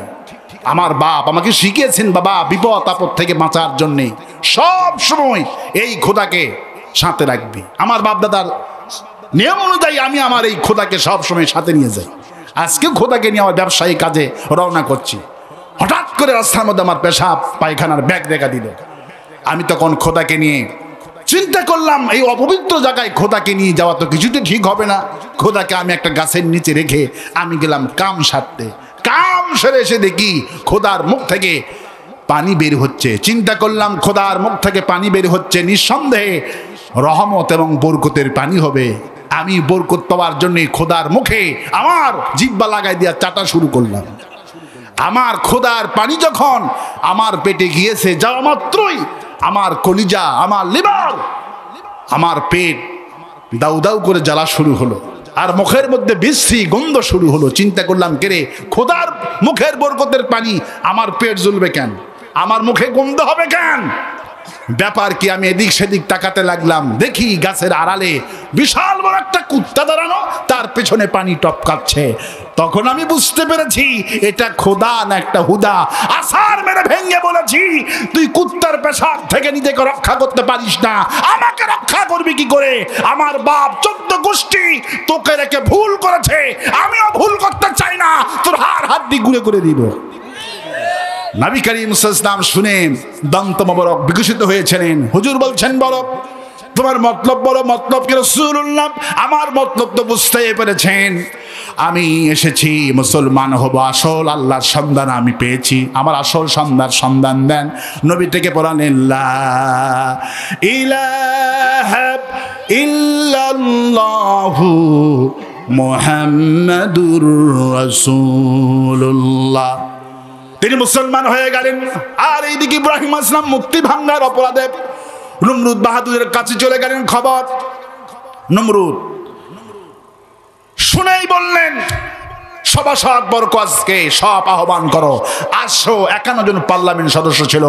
নমরুদের পার্লামেন্টের সদস্য ছিলেন 851 জন। আল্লাহ পাক সূরা আম্বিয়াতে এখন সেই ঘটনা বলতেছেন। সুবহানাল্লাহ বলবেন না? আমার জাতির পিতার সাথে নমরুদের পার্লামেন্ট কি আচরণ করেছে আল্লাহ সুবহানাহু ওয়া তাআলা, সেই নমরুদের পার্লামেন্টের কথা এখন আল্লাহ সূরা আম্বিয়াতে কি সুন্দর করে বলছেন। আমার ইব্রাহিম আলাইহিস সালাম, একা ইব্রাহিম মূর্তি ভাঙলো 69টি। কয়টি? 69টি মূর্তি ভাঙলেন। এবার নমরুদ পার্লামেন্টে বসে গেলেন। নমরুদ পার্লামেন্টে বসে 851 জন এমপি সিদ্ধান্ত নিল কি করা যায়। এবার সে 851 জন এমপি মন্ত্রী আর নমরুদ বেটা মিলে কি সিদ্ধান্ত নিয়েছে, আল্লাহ পাক সেই সিদ্ধান্তর কথা এখন কোরআন শরীফে বলছেন, ক্বালু হাররিকুহু ওয়ানসুরু আলিহাতাকুম ইন কুনতুম ফাইলিন। ক্বালু হাররিকুহু, ইব্রাহিমকে পুড়িয়ে মারতে হবে। এটা কার আইন? নমরুদের পার্লামেন্টের কার আইন? আপনারা কি ভয় পাচ্ছেন? আপনারা আমি কি শেষ করে দিব? তাহলে আমার সাথে পুরুষের মতো বসে থাকলে চলবে না, জবাব দিতে হবে। এটা কার আইন? নমরুদের পার্লামেন্টের কার আইন? আল্লাহ এই জন্য সেই ইতিহাস তুললেন, কারণ পার্লামেন্টে ইব্রাহিমকে একাই পুরানোর আইন পার্লামেন্টে পাশ করবে না। যুগে যুগে ইব্রাহিমের উত্তরসূরিদেরকে ও পার্লামেন্টরা পড়ার ফাঁসি দেওয়ার আইন পাশ করবে। কি চমৎকার ঘটনা আল্লাহ পাক বলছেন কোরআনে।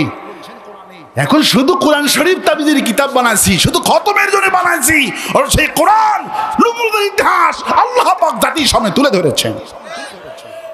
ও আনতুম তাতলুনাল কিতাব, আল্লাহ পাক আফসোস করে বলছেন, ও আলেমেরা তোমরা কোরআন শরীফ তেলাওয়াত করো, ওয়ালা তালবিসুল হক্কা বিল বাতিল, তোমরা কোরআনের তাফসীর করো জেনে বুঝে।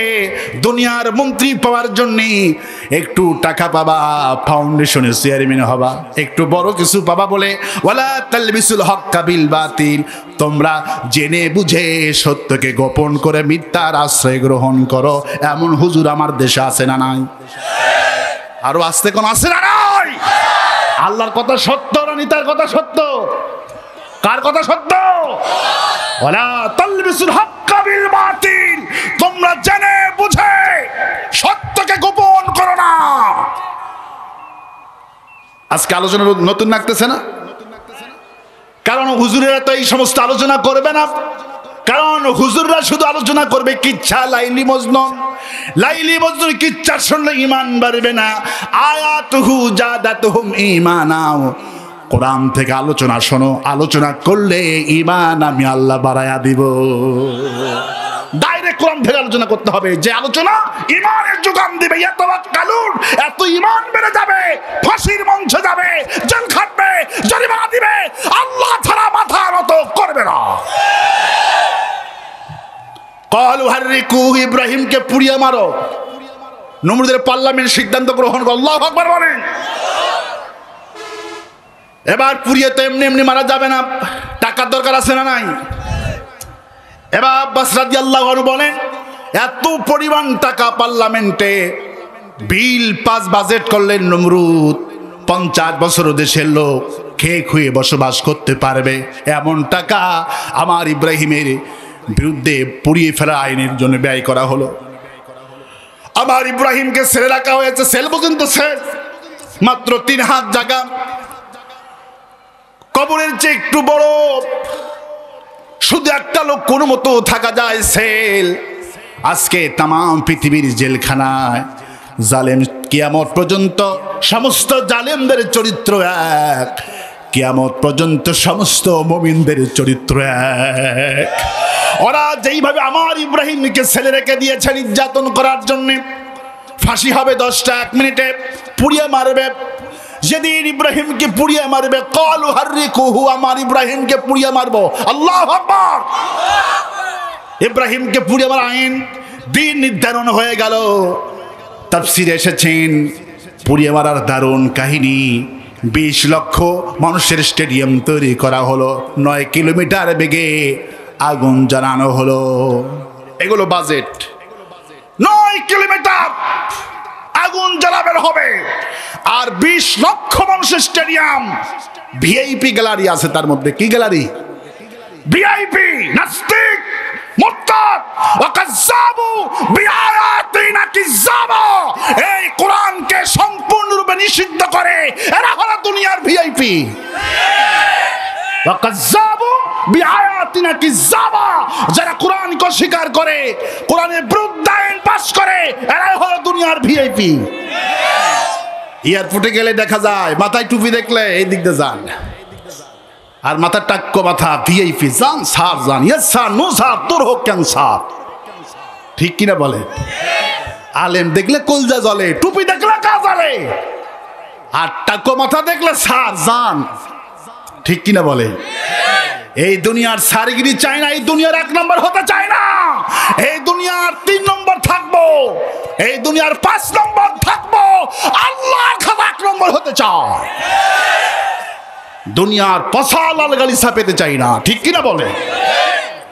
আমার ভাইয়েরা, ইব্রাহিম আলাইহিস সালামকে পুরানো হবে, বিশাল বাজেট। 1 লক্ষ লোককে শুধু আনা হলো তালি মারার জন্য। কি মারার জন্য?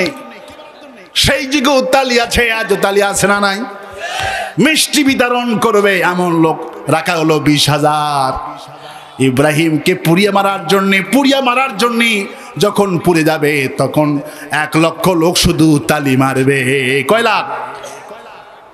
এগুলি সব নমরুদের কৃষ্টি এবং কালচার। সেই কৃষ্টি কালচার এখন আমার দেশ সহ সারা দুনিয়াতে আছে না নাই? অন্যায় ভাবে ওই যে মিশরে জালিম সরকার সিসি ফাঁসি দিচ্ছে, ওই যে মায়ানমারের আল্লাহর গজব, আল্লাহর অভিশাপ, অং সান সু চি আজকে রিমান্ডে। তোমার রিমান্ড কেবল শুরু, হাজ্জাল মাউত পর্যন্ত তোমার নির্যাতন সহ্য করতে হবে।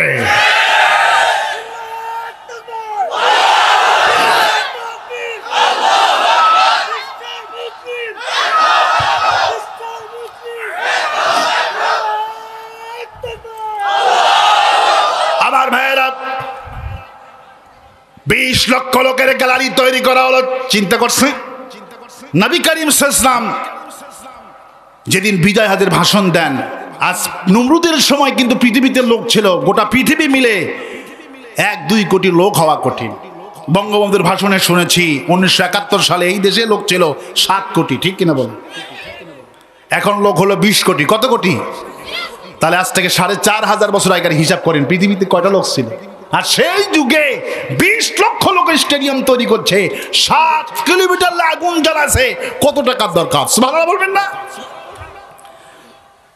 এবার ইব্রাহিম কানা হচ্ছে, সংক্ষিপ্ত আমি বোঝানোর জন্য বলছি, কারণ কোরআন থেকে আলোচনা করার জন্য এখানে এসেছি। ইমানদার হতে হবে, নবীর পক্ষে থাকতে হবে, নবীদের প্রতি ঈমান আনার জন্য আল্লাহ পাক অর্ডার করেছেন। এগুলি সব কোরআনের কথা। কারো বাবার কিচ্ছা বললে ঈমান বাড়বে না, নবীদের কিচ্ছা, সাহাবীদের কিচ্ছা শুনলে ডাইরেক্ট ঈমান বেড়ে যায়। 10টা 1 মিনিটে ফাঁসি হবে। ইব্রাহিম কানা হচ্ছে, আল্লাহু আকবার বলেন। সেল থেকে বের করা হয়েছে, পুলিশ সমস্ত বাহিনী থেকে বের করতেছেন। আজকে তো সব দলের লোক আমার দেশে আছে, বাপ না হয় মা, ভাই না হয় কেউ পক্ষে আছে। আল্লাহ পাক বলে আমার ইব্রাহিমের পক্ষে আমি আল্লাহ ছাড়া কোনো লোক নাই। গোটা জাতি, গোটা পার্লামেন্ট, গোটা জাতি উল্লাস করার জন্য 20 লক্ষ মানুষ পুরানো দৃশ্য দেখবে। আল্লাহ পাক বলেন আমার ইব্রাহিম সিল থেকে বের করানো হচ্ছে। চতুর্দিকে ফেরেশতা নাজিল হয়েছেন, ফেরেশতারা চতুর্দিকে এসেছেন। দেখে কিছু ব্যাঙ বারবার পানি মারছে আগুনের দিকে। ফেরেশতা জিজ্ঞেস করে, ও ব্যাঙ পানি কই মারো? ব্যাঙ বলে আমি, আমার সামান্য পানি আছে, আমি আমার বন্ধু ইব্রাহিম আগুনে জ্বলবে কিছুক্ষণের মধ্যে, আমার বন্ধুর আগুন আমি আমার পানি দিলি ভাইয়া দিব। ফেরেশতা বলে, ও ব্যাঙ তোমার তো সামান্য পানি 2 হাত 3 হাতের উপরে যাবে না, তোমার এই পানি 7 কিলোমিটার দূরে কিভাবে অগ্নিকুণ্ডের মধ্যে প্রবেশ করবে? ব্যাঙ জবাব দেয়, ও ভাই ফেরেশতা আমি জানি আমার এই পানি 2 হাতের উপর যাবে না, তারপরে আমার মওলা দেখুক আমি ইব্রাহিমের পক্ষে আছি। আল্লাহ আপনার সাধনার চেষ্টাটা দেখবেন।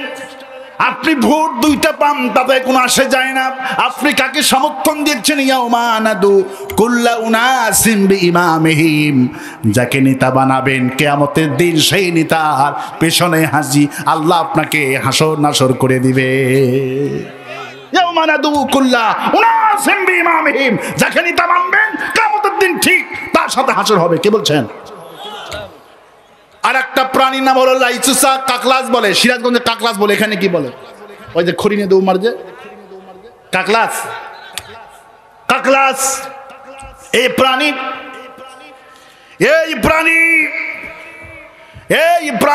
খড়িনে দৌড় মারছেন। ফেরেশতা জিজ্ঞেস করছেন, খড়িনে কোথায় যাও? বলে খড়িনে দৌড় মারছি ইব্রাহিমের আগুনে তেজ বৃদ্ধি করার জন্য। ফেরেশতা বলে তোমার এই খড়ি আগুন পর্যন্ত পৌঁছতে পারবে না। নমরুদ হাজার হাজার খড়ি আয়োজন করেছে। এবার কাকলাস বলে আমি জানি আমার এই খড়ি আগুন পর্যন্ত পৌঁছতে পারবো না, তারপরে ইবলিস বেটা দেখুক আমি নমরুদের পক্ষে আছি। বিশ্বনবী মুহাম্মদ রাসূলুল্লাহ সাল্লাল্লাহু আলাইহি ওয়াসাল্লাম শোনা মাত্রই জিবরাইল আমিন যখন এই ব্যাঙ আর কাকলাসের কাহিনী শুনালেন, হুজুর তখন বললেন কোন মানুষ যদি নবীর দুশমন কাকলাসকে একটা বাড়ি দিয়ে হত্যা করতে পারে আল্লাহ তার জীবনের সগীরা গুনাহ মাফ করে দিয়ে দিবে। এই জন্য কে নবীর পক্ষে ব্যাঙ থাকার কারণে ব্যাঙের সম্মান কম না বেশি? মসজিদের মধ্যে ব্যাঙ আছে না নাই? আছে না নাই? মসজিদের মধ্যে ব্যাঙ, নামাজ পড়ি যাই নামাজে ব্যাঙ, রান্নাঘরে ব্যাঙ। কোন মানুষ কিন্তু মারে না। মাঝে মধ্যে আমার ছেলে শীষ মোহাম্মদ ব্যাঙ দেখলি বলে আব্বু এই তো ব্যাঙ পাইছি, কি করবো? আমি বলে না বাবা ব্যাঙ মাইরো না, নবী ব্যাঙ মারেনি, এ ব্যাঙ ছিল ইব্রাহিমের পক্ষে, এই জন্য ব্যাঙকে কেউ মারে না। আর কাকলাস নবীর দুশমন দেখলেই পিটায়, ঠিক কিনা বলে? এই জন্য সিদ্ধান্ত নিতে হবে ব্যাঙের মতো থাকবেন না কাকলাসের মতো থাকবেন? কার মতো থাকবে? ইব্রাহিম কানা হচ্ছে, সেল থেকে বের করা হচ্ছে, ভিআইপি গ্যালারি, উঁচু গ্যালারি বানানো হয়েছে, নেতা পাতি নেতা, সাথী নেতা, সব নেতারা সব উপর থেকে দেখবে কলু হারে কুহু, ইব্রাহিমকে পুড়িয়ে মারার আইন পার্লামেন্টে পেশ করেছে। আজ চতুর্দিকে মন্ত্রী, চতুর্দিকে সেনাবাহিনী, পুলিশ, বিডিআর উপভোগ করবে ইব্রাহিম মূর্তি ভেঙ্গেছে 69টি। যদি দেবদেবীকে সাহায্য করতে চাও ইব্রাহিমকে পুড়িয়ে মারো, নইলে দেবদেবী ইব্রাহিম রাখবে না। সুবহানাল্লাহ বলে। এবার আমার ইব্রাহিমকে আনা হচ্ছে, বের করা হচ্ছে, কদম ফেলাচ্ছেন ইব্রাহিম। ফেরেশতা এসেছেন, সালাম আলাইকা ইয়া খলিলুল্লাহ, আল্লাহ সালাম পাঠিয়েছেন, আপনি কেমন আছেন? বলে আমি ভয় পাই না, আল্লাহর জন্য আমি একবার দুইবার নয় 1000 কোটি বার পুড়তে এবং মরতে রাজি আছি। আমার ইব্রাহিমের পিঠে চড়ক বানানো হলো, হাত বাঁধা হলো, পা